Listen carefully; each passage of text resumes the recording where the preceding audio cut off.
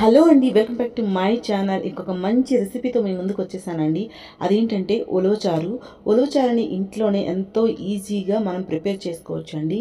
అయితే ఒంటికి ఎంతో మేలు చేసే, తినడానికి ఎంతో టేస్టీగా ఉండేది, అలాగే మనకి శీతాకాలంలో ఒంటికి వేడినిచ్చే ఈ ఉలవచారుని ఎలా చేయాలో లేట్ చేయకుండా చూసేద్దామండి. చాలా సింపుల్గా చేసుకోవచ్చు. మీకు వీడియో నచ్చితే మాత్రం లైక్ చేయండి ప్లీజ్ అండి. నా ఛానల్ని సబ్స్క్రైబ్ చేసుకోండి. దీనికోసం ముందుగా ఉలవల్ని నేను ఒక కప్పు ఉలవల్ని తీసుకొని బాగా క్లీన్ చేసుకున్నానండి.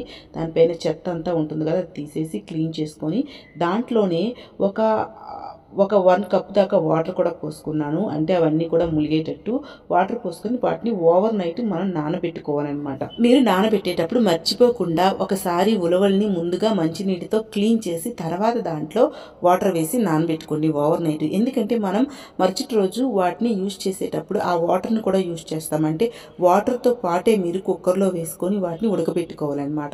సో వాటర్తో పాటు వాటిని కుక్కర్లో వేసుకొని దాంట్లో ఒక టమాటాని కూడా ముక్కలుగా కోసుకొని వేసుకోవాలండి.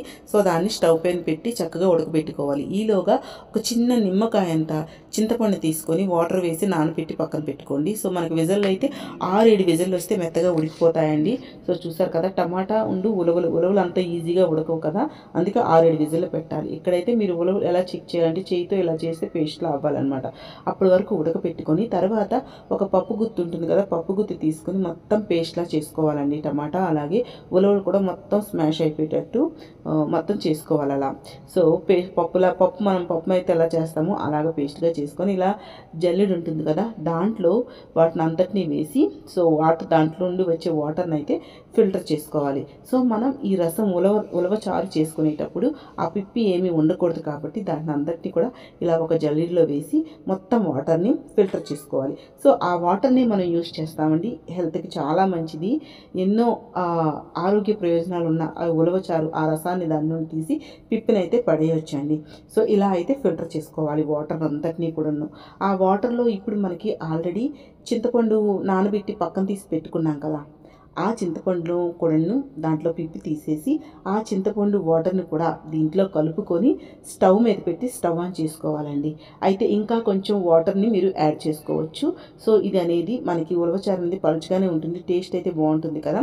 సో మనకైతే ఇంకా కొంచెం వాటర్ పోసుకోవచ్చండి. వేసుకొని స్టవ్ మీద పెట్టి స్టవ్ ఆన్ చేసి అది మరుగుతున్నప్పుడే దాంట్లోకి మీ రుచికి సరిపడా పసుపు, కారం, ఉప్పు, ధనియా పౌడర్, అలాగే జీలకర్ర పౌడర్, అలాగే పెప్పర్ పౌడర్, మిరియాల పౌడర్ కూడా వేసుకోండి. వేసుకుంటే గమగమలాడుతుందండి. మనకి శీతాకాలంలో చాలా మంచిది. అలాగే మనకి ఏంటంటే పిల్లలకి జలుబు దగ్గు ఉన్నప్పుడు ఇచ్చినా మంచిది, రాకుండా కూడా ముందుగానే ఇస్తే చాలా మంచిదండి. ఇంకా మనకి జలుబు దగ్గు ఉన్నప్పుడైతే బాగా తినడానికి కూడా ఇష్టంగా తింటారు. సో చాలా మంచిదన్నమాట. ఇలా బాగా మరిగిపోయాక దాంట్లోకి వేరేగా పోపు దినుసులు అన్నీ వేసి పోపు వేసుకోవాలండి. పోపు దినుసులు అన్నీ వేసి అంటే కరివేపాకు, ఎండుమిరపకాయలు, అల్లం, వెల్లుల్లి అన్నీ వేసి జీలకర్ర, ఆవాలు అన్ని పోపు దినుసులు వేసి మీరు ఇలా అయితే ఉలవచారు రెడీ చేసుకోండి. సో ఉలవచారు అయితే రెడీ అయిపోయిందండి.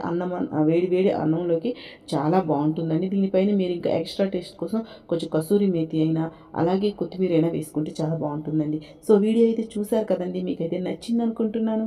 వీడియో నచ్చితే ప్లీజ్ అండి లైక్ చేయండి, షేర్ చేయండి. నా ఛానల్ చాలా రెసిపీస్ ఉన్నాయి, ఒకసారి వెళ్ళి చూడండి. మీ ఒపీనియన్ని కామెంట్ సెక్షన్లో షేర్ చేసుకోండి.